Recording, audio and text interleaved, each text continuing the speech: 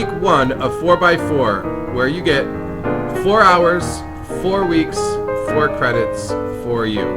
My name is Randy, and I have with me Jackie and Larissa. And this week we're going to start with talking about gallery games. Larissa, what's so great about gallery games? Gallery games are quick and easy, great to use for a review, just an extra 5 minutes in class, and they are easy to make. Excellent.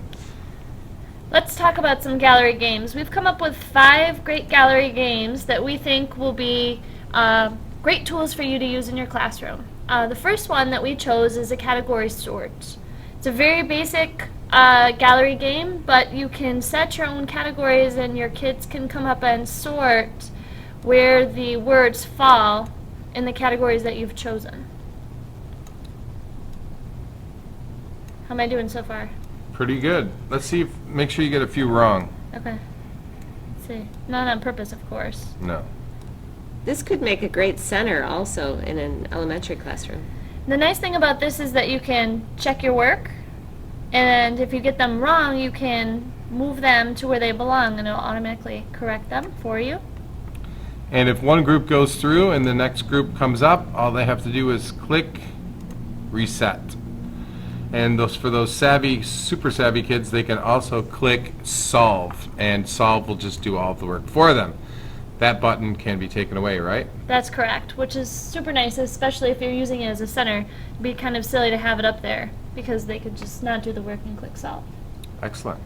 So to edit this, we click on the edit button and go to town.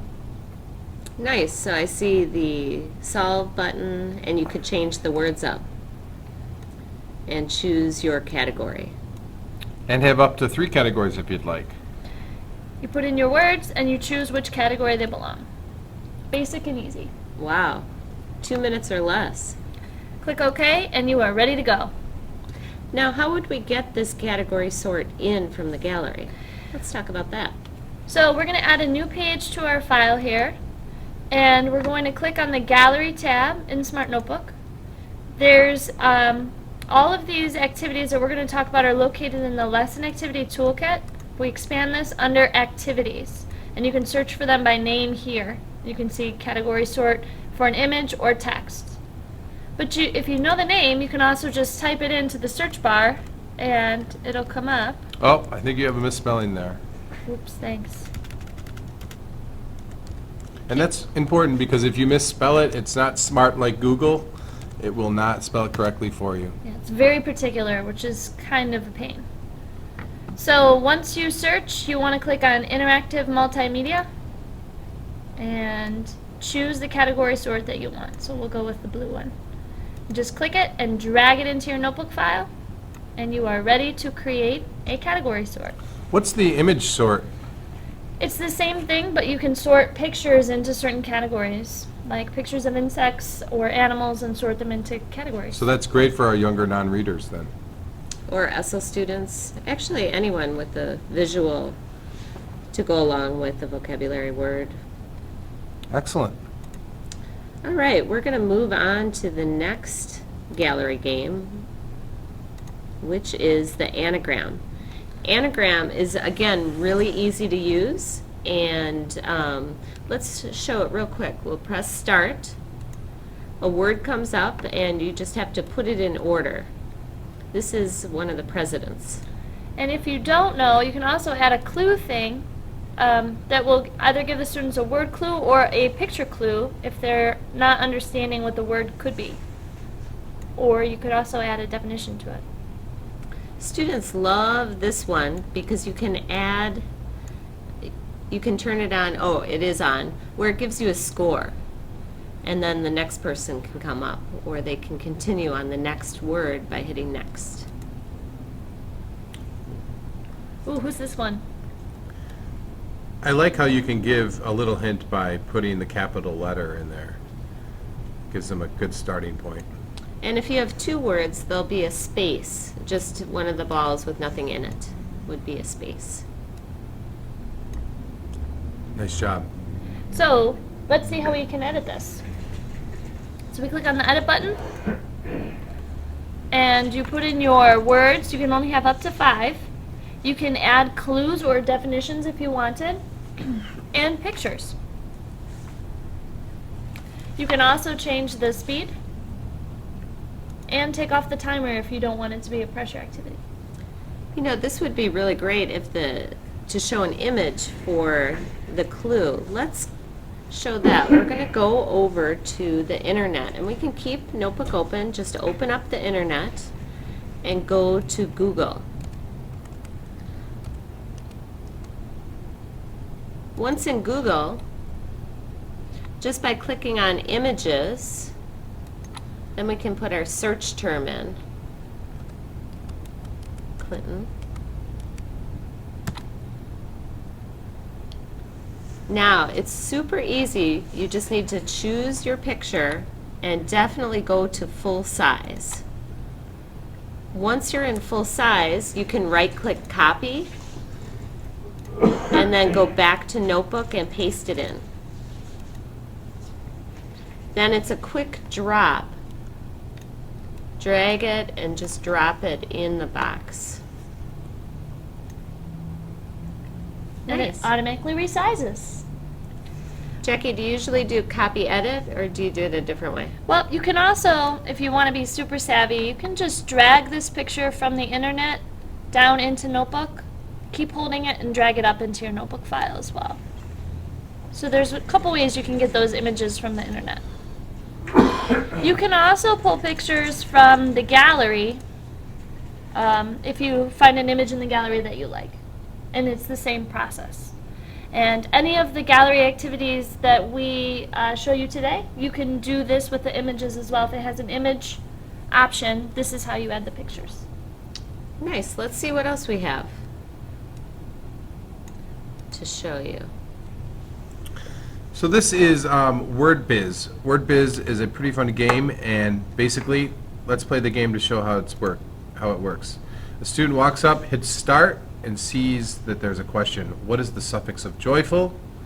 Jackie, go ahead and click the right answer, and you get a score. And they go on to the next one. So you could take turns with this, or it could be a center where a student's up at the board completing the lesson on their own. Let's get one wrong to see what happens then. What is the suffix of teacher? And what it basically does, it does not allow you to complete the question wrong, which I think is a good thing, especially with an activity like this. So let's see what the back of it looks like so we could set this up. You click finish, and now I can click edit. And once you click edit, you have a few options. You can change the number of questions, which I think it's up to 12 maybe? I Or think 10? actually 8 is Is the... it 8? Mm-hmm. You can make it more difficult by offering the student less time to complete the question. You could take the timer away altogether, and changing the font, which is kind of silly, I guess. Mm-hmm. And last thing you can do is put a password on so the students can't see the answers and can't see the edit area altogether.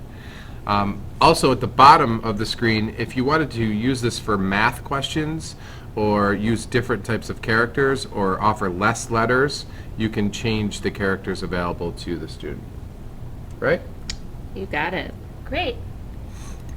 So we have a couple more games. We're just going to show you how those last games work, and then we're going to get you guys started on your task. The image match, again, has word and image, played very similar to the other games. And when you complete it, you can check your work and then reset it again. Nice. So that one was image match. And again, you can drag and drop your photos from the gallery or from the internet. All right. Great. Moving on. Image select is really a fun one. You click all the image, and then you have to label which image comes up. It's kind of like a speed game. The kids have fun with this because they try to stop it on the image that they think they know, and oftentimes they end up with the next one. It's kind of hard to do. Which one's this one? That is the Jiva. Jiva Theater.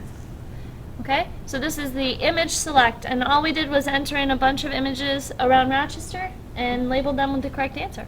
Excellent. Let's click on edit real quick because it looks really complicated, but there you see it. It's really straightforward. Drag images and label. That's it. And we got one more for you. Word guess. Kids love this one.